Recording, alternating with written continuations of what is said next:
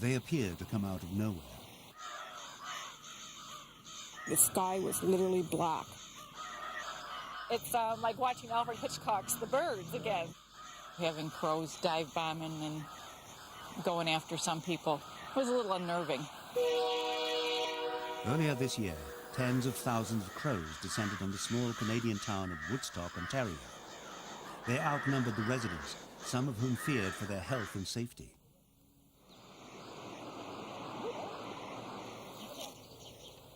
Theresa Carter's house became a no-go zone for almost a month when her backyard was taken over by the birds.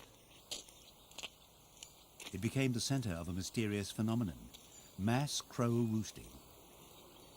This walkway is beautiful in the summertime because all these trees are full. They're literally full, but it confines everything inside the walkway.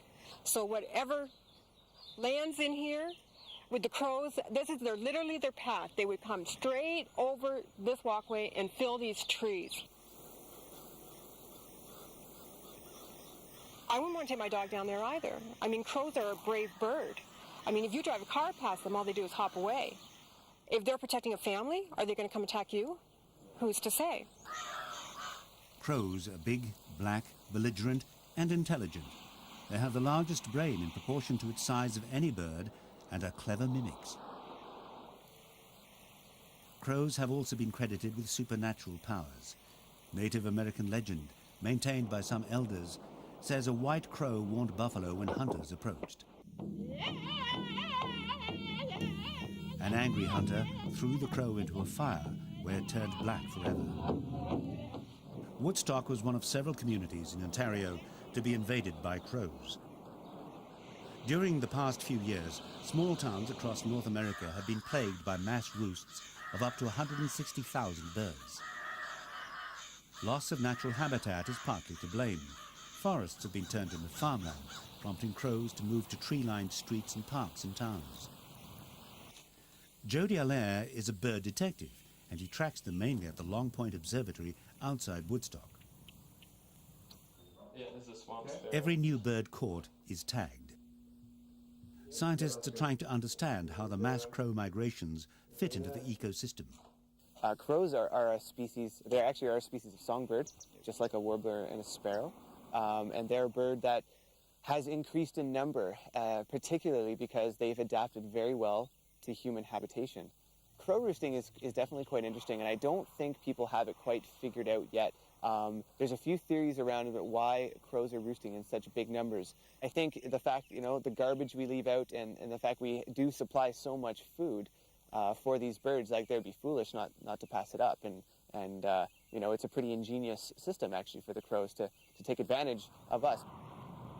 Ornithologists believe the rising crow population could be squeezing out their more delicate and endangered rivals who hang on in wildlife sanctuaries like this. Dennis and Susan Gralak are keen birdwatchers who travel to Long Point to spot rare species. But back home in Buffalo, New York State, they've had first-hand experience of a crow invasion. You see them like in flocks of 10 or 20, We had one spring where they banded together and there was about 1,000 or more that invaded a neighborhood.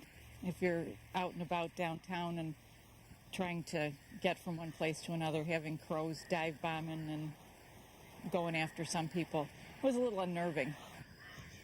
As well as being a nuisance, there's also growing evidence that crows could pose a deadly threat by acting as carriers for a potentially lethal virus. West Nile virus is transmitted by mosquitoes. Researchers in New York found the mosquitoes can infect birds, which in turn can pass the disease to people.